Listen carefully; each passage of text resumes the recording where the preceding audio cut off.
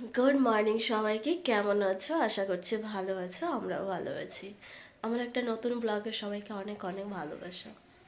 তো সকালবেলা উঠেছি, এখন বাজে 9:30। আজকে দেখি মায়ের বাড়ি যাওয়ার কথা আছে, একটু দরকারে একটু এক জায়গায় যাব। তো ট্রেনে উঠে পড়েছি, ও তো এখনো ওঠেনি। আমি উঠে আর কি একটু বাইরে থেকে ঘুরে এলাম। আর ও এখন এই যে শুয়ে আছে, নাটক করছে এখন শুয়ে শুয়ে এখনো। তো চলো, অনেক কাজ আছে, ফের দেখা হচ্ছে। তো এখন এইসবগুলো করতে হবে। তো কাল রাতের বেলা আর কি বাঁধাকপিটা কেটে রেখে দিয়েছিলাম, কারণ সকালবেলা কাটতে দেরি হয়ে যায়, তাই জন্য আর কি কেটে রেখে দিয়েছি। তো আজকে আর বিড়ালটা আসেনি এখনো, মানে আমাদের জানালাটা বাইরেটাই রোদ বেরিয়েছে। তো আজকে মোটামুটি তখন উঠেছি ভালোই, 9টা 9:30 এরকমই বাজবে। তো এই যে বাইরেটায় বেরিয়ে ভালো রোদ বেরিয়েছে, তারপর আর কি করব, যে ব্রাশ করে নিই আজকে, মানে ভাবছি একটু মায়ের বাড়িতে যাব, একটু দরকার ছিল, তাই জন্য যাব ভেবেছি, কিন্তু যাওয়া আর হলো না। মানে আমি যা ভাবি তার উল্টোটা সব সময় হয়, তো আজকেও একদম উল্টোটাই হয়েছে। কিন্তু আজকে একটা মানে কি বলবো, একটা খুবই আমার আনন্দ লাগছিল, খুবই ভালো লাগছিল, মনটা মানে একদম ভালো হয়ে গেছিলো, এরকম একটা। তারপরে মুখ ধুয়ে নিলাম, মুখ ধুয়ে মানে আমি না আজকের সকালবেলায় গোসলটা সেরে নিয়েছিলাম, সকালবেলায় আগে গোসল করে নিয়েছি, তারপরে আর কি মুখ ধুতে গেছি। মানে আগে উঠে মানে গোসল করে তারপরে মানে ভিডিওটা শুরু করেছিলাম আর কি। তো মায়ের সাথে ফোনে কথা বলছিলাম, মা বলছিল এই সেই, মার সাথে মানে কিছু দরকারি কথা বলছিলাম। তো মা ফোনটা রেখে দেয়, তো আমি একেবারে পুরো রেডি হয়ে গেলাম। আমি তখন আজকে গোসল করেছি, তখন মনে হয় 7টা বাজে, 7টার সময় গোসল করেছি, আবার ঘুমিয়ে পড়েছিলাম, তারপরে আবার উঠেছি, তারপরেই আর কি ভিডিওটা চালু করেছিলাম। তো রান্না বান্না করব সেই ভেবে, আর আমাদের পাশে একজন থাকে, তারা হচ্ছে আজকের অন্য জায়গায় চলে যাবে আর কি তারা। তো এই যে তাদের জিনিসপত্র সব গোছাগুছি করছে, আর আজকে আমাদের বাড়িতেই মানে খাওয়া দাওয়া করবে, কারণ ওরা সব জিনিসপত্র গুছিয়ে নিচ্ছে, তো গ্যাস ট্যাস সব গুছিয়ে নিচ্ছে। তো সেই কারণে আজকে আমাদের বাড়িতেই আর কি খাওয়া দাওয়াটা করবে। তো আমি রান্না করব, আর মানে আমরাও যা রান্না করব তাই আর কি হবে, একটুখানি হয়তো একটু বেশি কিছু তাদের জন্য করব, এই আর কি। তো খুবই ভালো, তারা খুবই ভালো। আর মানুষের হয় না একটা মনের মিল, কথাবার্তা দায় দরকার, তো আমাদের খুব ভালো মিল ছিল। তো এই যে রাতের কিছু বাসনপত্র ছিল, সেইগুলো ধুয়ে নিচ্ছিলাম, আর ভাবছিলাম কি রান্না বান্না করব। তার মধ্যে ঝাড়ু টাড়ু দিয়ে নিয়েছি, ঝাড়ু দিয়েছি, বিছানা গুছিয়েছি, নিজেরা খেয়েছি, মেয়েকে খাইয়েছি।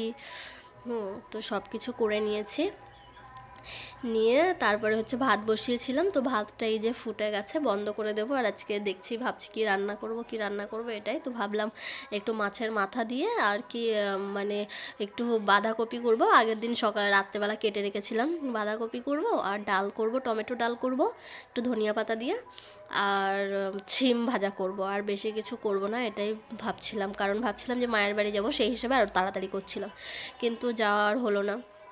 তো মাছগুলো ধুয়ে নিয়েছি, নিয়ে আর কি মানে আবার এই যতগুলো রান্না করব সেগুলোই নেব, আর বাদবাকিটা হচ্ছে ফ্রিজের মধ্যে রেখে দিলাম। তো ফ্রিজের মধ্যে এই যে রেখে দিলাম। তারপরে এই যে বাঁধাকপিগুলো আবার মানে একটু ধুয়ে নেব, কেটে রেখেছিলাম, ধোয়া হয়নি, ধুয়ে নেব। এদিকে একটু ভিজিয়ে রেখে দিয়েছি, দিয়ে এদিকে সিমগুলো আর কি কেটে নিচ্ছিলাম, সিম ভাজা করব, কেটে নিচ্ছিলাম আর কি। আর বাঁধাকপিটা করব কাঁচা লঙ্কা দিয়েই করব, আজকে কোনো কালার হবে না। তো এই যে সিমগুলো হচ্ছে কড়াইয়ের মধ্যে লঙ্কা, হলুদ আর মানে নুন দিয়ে দিয়েছে। আর এদিকে ডাল করার জন্য ডালটাও রেডি করে নিচ্ছি। মানে আমি তো ডাল খাই না, শুধু জাস্ট ওদের জন্যই আর কি ডালটা করা। বাঁধাকপিগুলো যা মানে ময়লা থাকে একটু ভিজিয়ে রাখলে সেইগুলো হয় কি তলায় আর কি পড়ে যায়, মানে তলায় মানে পানির নিচে সেগুলো থেকে যায়। তো সেই জন্য একটুখানি ভিজিয়ে রেখে দিয়েছিলাম। তো এই যে কাঁচা লঙ্কার তরকারি যা বললাম তাই। আর এই কোটোগুলো না ওই দিদিটা আমাকে মানে গিফট করে গেছে। আর একটা যেন ওই বাচ্চাটা না আমাদের বাড়িতে এসেছিলো কিছু টাকা পয়সার জন্য। তো আমি যখন ওকে টাকা পয়সা দিতে যাচ্ছিলাম, তো ও আমাকে একটাই কথা বললো যে দিদি আমাকে টাকা দিও না, আমাকে দুটো খেতে দেবে, আমার দুটো ভাত দাও না, আমার খিদে লেগেছে, এই কথা আর বলছিল। সত্যি বাচ্চাটা দেখে আমার এত কষ্ট হচ্ছিল, কি বলবো, খুব কষ্ট হচ্ছিল। তো আমি ওকে খুব আমার মতো করে আমি যত্ন সহকারে ওকে খেতে দিয়েছি। তারপরে বলছিল আমার মায়ের জন্য কিছু দেবে সবজি। তো আমি তাকে এই যে তার মায়ের জন্য কিছু সবজি দিলাম। তো সে যাওয়ার সময় বলছে আমি আবার আসবো, হ্যাঁ, ফোন করে আবার টাটা করে যাচ্ছে। সত্যি কথা, এদেরকে খুব মানে মিস করি।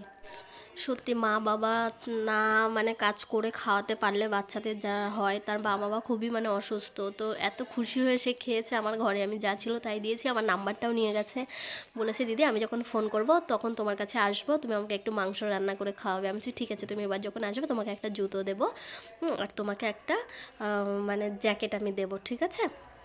তো বললো হ্যাঁ। সত্যি কথা, বাচ্চাটা খাওয়ার জন্য কতই না ঘুরছিল, তাই এই বয়সে তার পড়াশুনো করার টাইম, কিন্তু দেখো সে পড়াশুনো করতে পারলো না।